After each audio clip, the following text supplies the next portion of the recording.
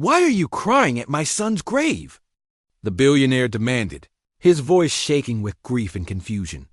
The little girl looked up through her tears and whispered, "Because he was the only one who ever cared about me." He froze. "What did you say?" She wiped her eyes. "Your son was my best friend, and he saved my mommy's life." That single sentence shattered everything he thought he knew about his son, about himself, and about what it really means to be rich. The storm rolled across the city like grief itself, dark, heavy, and merciless. The cemetery was quiet except for the steady tap of rain on marble. Alexander Hayes, one of the most powerful men in the state, stood before the grave of his only son. Ethan, Garnet 17. The name carved into the stone glistened with rainwater. He buried half his heart that day, but what hurt most wasn't just losing his boy. It was not knowing him. Ethan had been different. He didn't care for the family's mansions or luxury cars.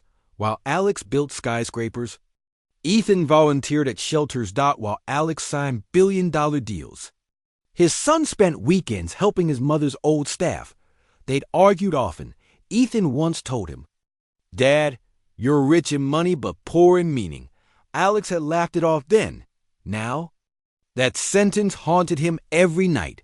Lightning flashed, and through the gray mist, Alex saw something small moving near Ethan's headstone. A little girl, barefoot, soaked, kneeling beside the grave, clutching a handful of daisies. Her lips trembled as she whispered, "Thank you, Ethan." Alex's voice came out hoarse. "Hey, what are you doing here?"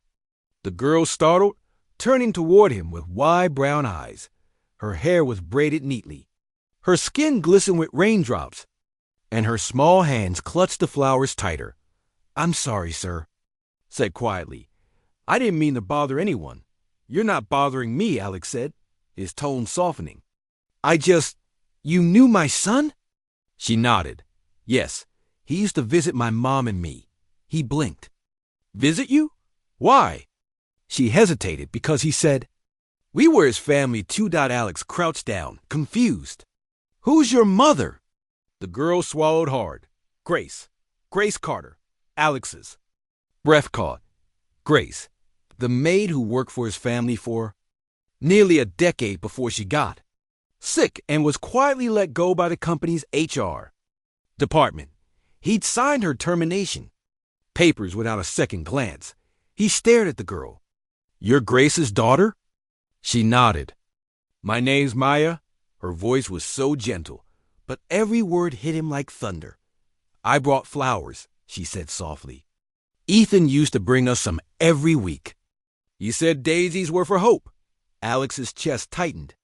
He remembered his son walking in with dirt on his shoes, saying he'd been out with friends. He'd scolded him for being careless.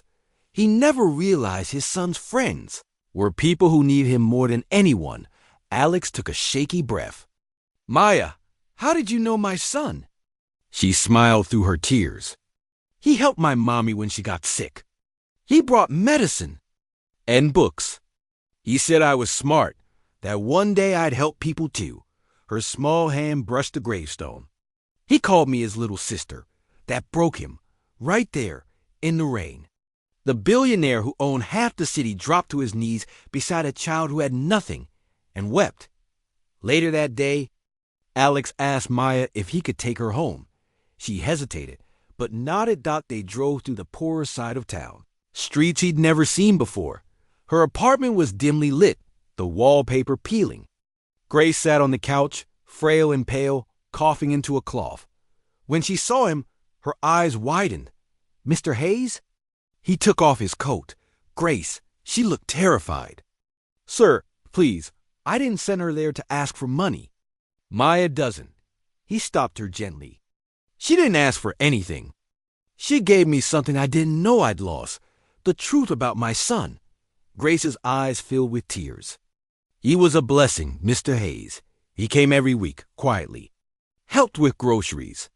Read bedtime stories to Maya. I tried to stop him once, but he said, 'If I can't help people, then what's the point of being your son?'" Alex's voice cracked. He said that. Grace nodded. You raised a good boy, sir. He looked down, shame flooding through him. No, he raised me. I just didn't realize it until too late. Alex returned home that night and walked through the silent halls of his mansion, the same halls Grace used to clean. He looked at the framed photos on the wall, birthdays, award ceremonies, business launches, and realized Ethan wasn't smiling in any of them. He wasn't living his life. He'd been living for others. The next morning, Alex called his lawyers. I want to start a foundation, he said, in Ethan's name, to support every employee and their family, especially the ones we forgot, and then, softer, make sure Grace Carter is the first person we help. When Grace woke up 2 days later, her rent was paid, her medicine covered, and a doctor was waiting at her door. Maya ran into her mother's arms, shouting, Mommy! Mr. Hayes sent angels. Grace smiled weakly. No, sweetheart. Ethan did. Months later, Grace recovered enough to return to work, not as a maid, but as the foundation's community coordinator. Maya started school again on a full scholarship. And Alex? He visited the cemetery every Sunday. But now, he wasn't alone. He'd bring daisies. And Maya would bring stories. Together, they'd talk about Ethan, the boy who built bridges with kindness while his father built walls with wealth. One afternoon, Alex received a letter. It was written in his son's handwriting. It said, Dad, if you're reading this, it means I'm gone. Don't be sad. Just promise me something. Look for the people who serve you, but never ask for anything. They're the real heroes. You taught me to build big things. Now build something that helps them. Love, Ethan. Alex folded the letter. Tears blurring his vision, he whispered, I promise, son.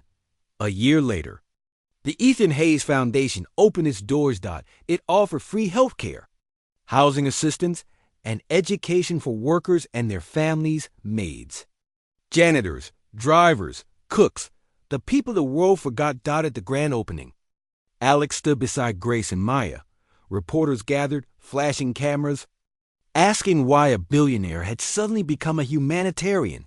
He looked straight into the camera, said, because my son taught me something money never could, that the poorest people often have the richest hearts. The crowd fell silent. Behind him, Maya placed a small vase of daisies at the podium, the same flowers she used to bring to Ethan's grave. Years later, Alex still visited the cemetery every Sunday. He'd find Maya there sometimes, now older, in a school uniform, smiling through the rain. Sometimes the richest hearts are hidden behind the poorest faces. Sometimes the greatest teachers are the ones we lose too soon, and sometimes a child's tears at a grave are not just grief, they're the beginning of a miracle.